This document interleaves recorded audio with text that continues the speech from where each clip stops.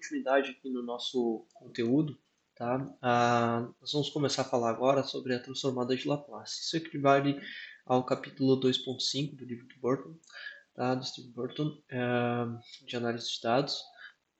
Então, nós vamos falar um pouco aqui sobre a transformada de Laplace, tá? A transformada de Laplace, ela está muito relacionada à transformada de Fourier, tá? E ela é muito conhecida também, não só pela sua capacidade de facilitar a solução de equações complicadas, que normalmente a gente tem dificuldade de resolver como equação de Fourier, mas também para resolver equações diferenciais, tá? Então a gente vai ver aqui um exemplo de como utilizar ela para soluções de problemas que normalmente a gente não conseguiria resolver com a transformada de Fourier, e nós também vamos ver rapidamente como que a gente conseguiria utilizar ela para resolver então equações diferenciais, né? Então basicamente a gente tem uma equação parcial diferencial, tá? E aí aplicando a transformada de Laplace, muitas vezes a gente consegue reduzir ela para equações diferenciais ordinárias, tá? E aplicando, né, as equações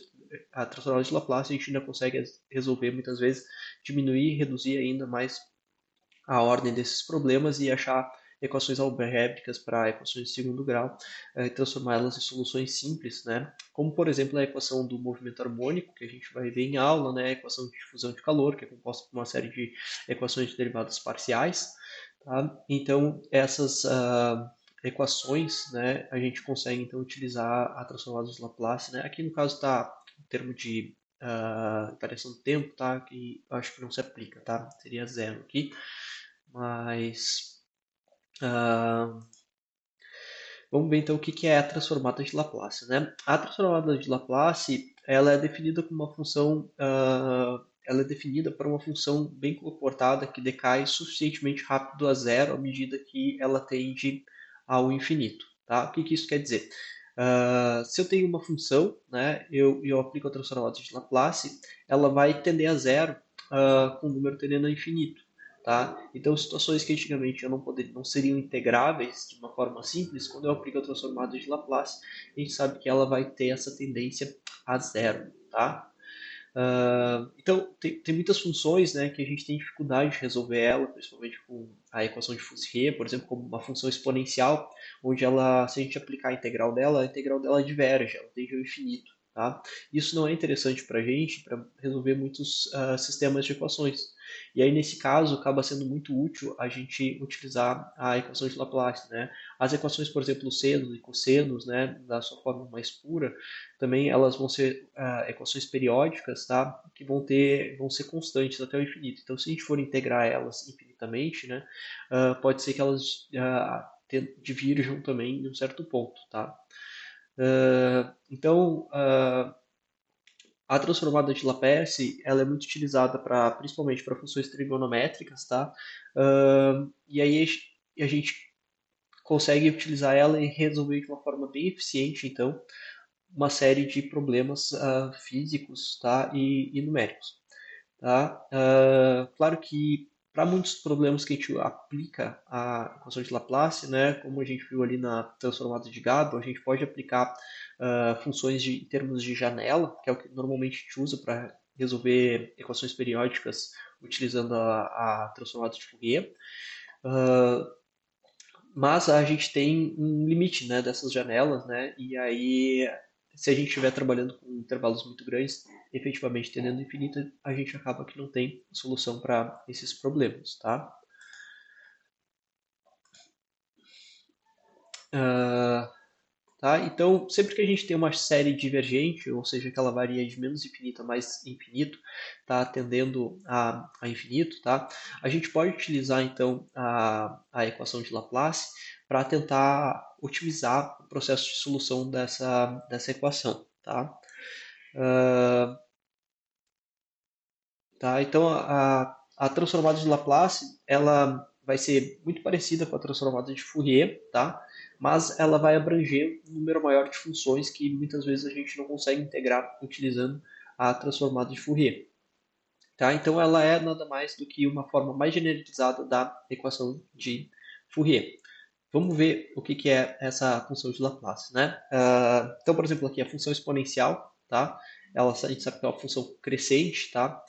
E se a gente aplicar a derivada dessa função exponencial, tá? Então, por exemplo, o d de u dx, ele vai ser d de u dx. Se a gente aplicar uma segunda derivada, a gente vai ter, de novo, d de u dx, né? E a gente normalmente nunca consegue, então, resolver essa derivada, porque ela acaba sendo uma derivada contínua, né? Aqui também, se a gente pegar algumas funções trigonométricas, por exemplo, como seno e cosseno, tá? A gente aplicar a derivada dela, né? Ela vai sempre ficar variando entre seno e cosseno, né? Ela só vai estar mudando de fase essa derivada.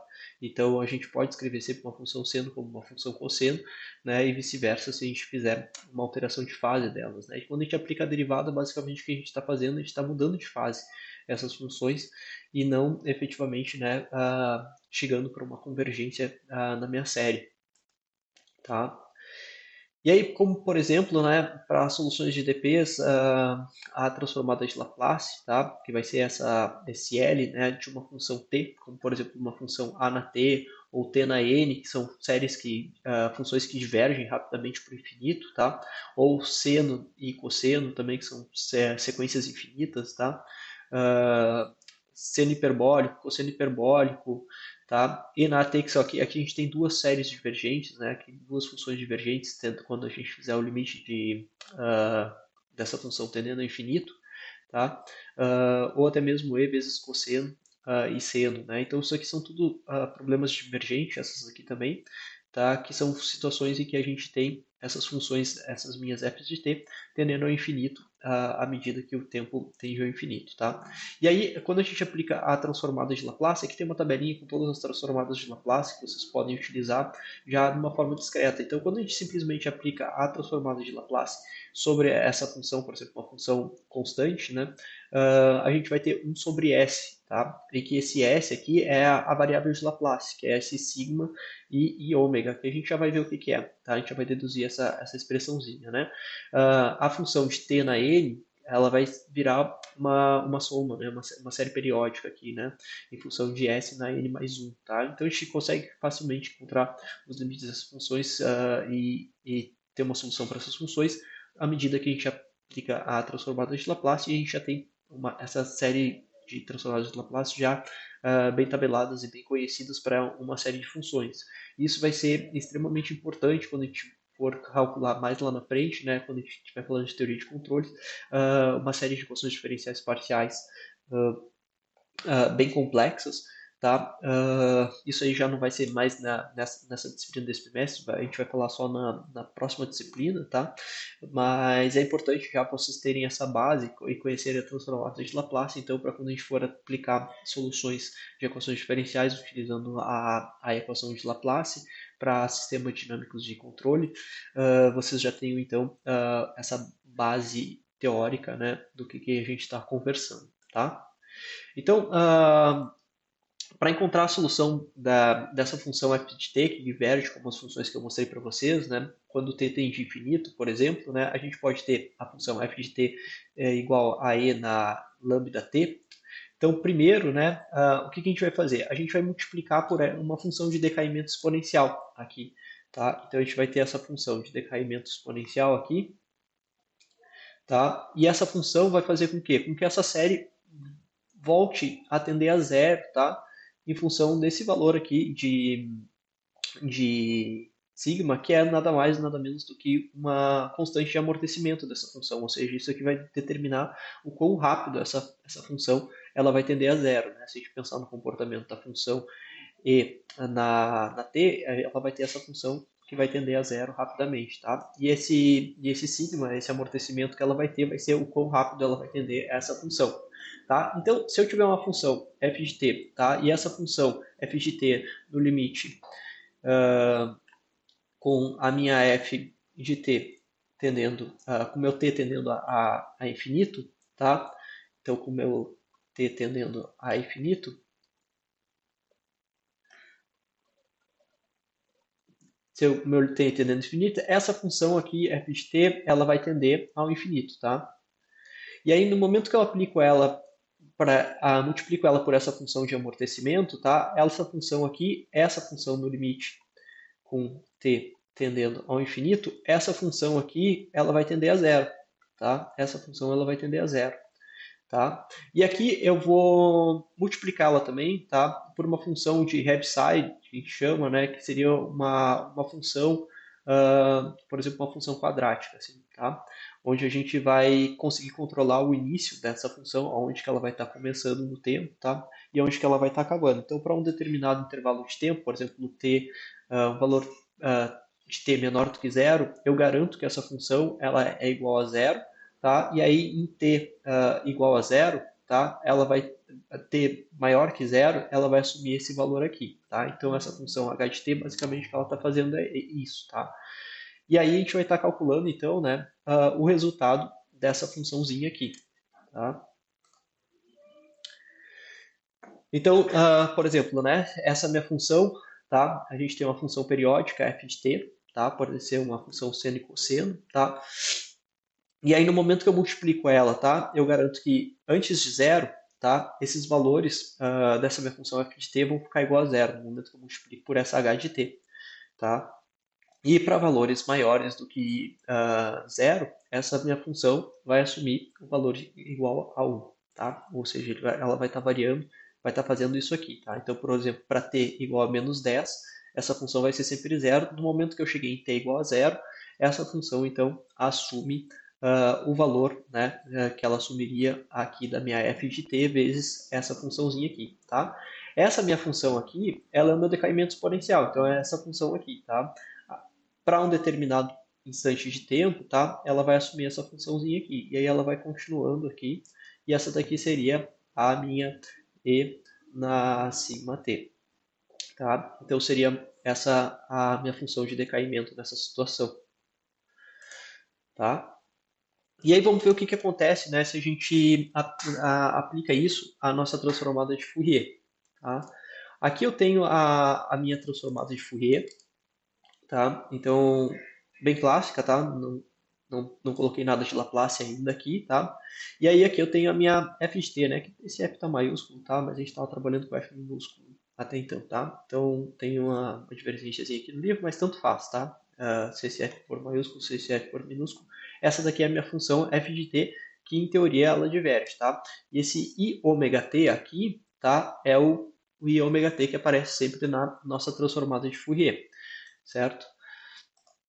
Então, o que eu vou fazer, né? Para mim ter a minha transformada de Laplace, né? O que eu vou fazer quando eu aplico minha transformada de Laplace, tá? Como essa minha função aqui, ela diverge, tá? Eu vou pegar essa função aqui e vou multiplicar pela minha função de decaimento exponencial, tá? Que é e na menos sigma t, na menos alfa t, ômega t, né?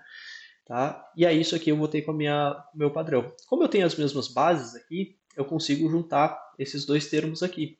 Tá? E aí no momento que eu junto esses dois termos aqui, eu posso escrever em função de menos ômega i mais i ômega, tá? Vezes t. Tá? Isso aqui, ó, se vocês lembrarem, a gente tinha definido como uma variável s. Tá? A gente tinha definido como uma variável s anteriormente, que lá naquela tabela da transformada de Laplace, a gente vai ter essa variável s aparecendo aí. Tá? Então a gente vai substituir esse valor aqui, basicamente o que a gente fez aqui, foi substituir por esse valor f. Tá? Então, o que a gente está fazendo aqui nessa função? Tá? A gente está simplesmente multiplicando pela função de decaimento a minha função f de t para obter a minha transformada de Laplace. Tá? E aí a gente vai ter uma nova função aqui, tá? Uma nova função que agora, em vez de ela estar dependendo de função de t, tá? Como ela vai ser integrável de zero a infinito, tá? Ela não vai divergir. Essa minha função f de t agora ela vai ter um espectro, tá? Que vai depender de f, tá? Em vez de depender antes da transformada de Fourier, quando a gente aplicava ela, né? A gente aplicava ela sobre ômega, tá? E aqui a gente vai aplicar, em vez de ômega, agora a gente vai ter sigma e ômega, tá? Então, como a gente substitui isso aqui, a gente pode escrever esse meu espectro de f em função de s, tá? Que é a minha variável de Laplace, tá? Só que acontece uma coisa, né? Eu tinha uma função f de t, para que isso seja igual, tá? Já que eu multipliquei desse lado da equação aqui, eu também tenho que multiplicar lá do outro lado da minha equação essa mesma função f de t, tá? E a gente já vai fazer isso, tá? Agora, vocês podem observar, né, que essa minha função aqui, tá? Ela é exatamente igual, né? Isso aqui nada mais é do que a minha transformada de Fourier. Só que em vez de ser ômega, agora eu estou falando de S, tá? Então, é a mesma equação que a gente utilizava para a transformada de Fourier. Então, se eu tenho a mesma estrutura aqui que eu tinha da transformada de Fourier, só que agora de zero a menos infinito, tá? Eu posso, então, utilizar a minha transformada de Fourier e aplicar a minha transformada de Fourier em função, né? Aqui no caso S, a gente estaria trabalhando, tá? Para resolver esse valor aqui, tá? Então eu posso fazer essa inversão. Se aqui eu tenho, né, essa função f de ômega, tá? Eu posso transformar ela, aplicar a função inversa dessa minha f de ômega, que é isso aqui. Eu posso aplicar a função inversa para obter de novo a minha f de t. Tá? Só que, claro, né, para obter aquela expressão, a gente multiplicou ela por sigma t, tá? Então, para que eu consiga escrever isso aqui em termos de S, tá? Para que eu fique igual e conseguir generalizar isso para minha função f de t, eu preciso multiplicar, opa, deixa eu voltar aqui. Eu preciso multiplicar, né, esse lado da minha expressão por minha f de t e esse lado da expressão por f de t, tá? E a minha função para transformar ela integrável, né, de menos infinito a mais infinito, antes aqui na página passada, aqui ela estava de zero a infinito, tá? Então, para mim fazer a função inversa, né, de transformar ela, lembra que para obter aqui de zero a infinito, esse intervalo de integração, a gente tinha usado essa função, né, que era aquela função Heaviside, tá? Então, H aqui, tá? Então, agora, se eu multiplicar, o que eu estou tentando fazer aqui, né, é escrever essa funçãozinha aqui de forma semelhante à minha transformada de Fourier, para que ela possa ser inversível, né, e eu calcular o inverso dela, tá?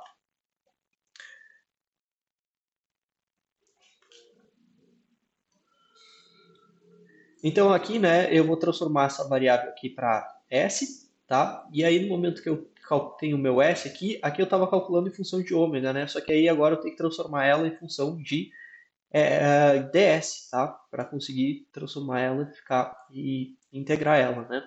Tá? Então o meu ds, né? O meu sigma, ela é uma função constante, né? Ela vai dar simplesmente a declividade da minha função, tá? Então no momento que eu aplicar isso aqui, sigma, tá? A derivada disso vai ser uma constante, então eu vou ficar só resultando com i de ômega, tá? Ou eu posso escrever, então, que o meu ômega é igual a 1 sobre i vezes o meu ds, tá? E aí eu posso substituir, então, essa expressão nessa equaçãozinha aqui, e aí eu posso escrever ela, eu vou ter uma f de s, tá? Onde essa minha f de s aqui é o espectro, né? Que a gente obteve a partir da minha transformada de Fourier, da minha função aquela, tá? E aqui o meu e de s, tá? ds. E aí observem, né, que isso aqui é basicamente, né, o que a gente tinha na minha transformada de Fourier, exceto pelo número imaginário aqui, que vai me dar uma função imaginária, tá?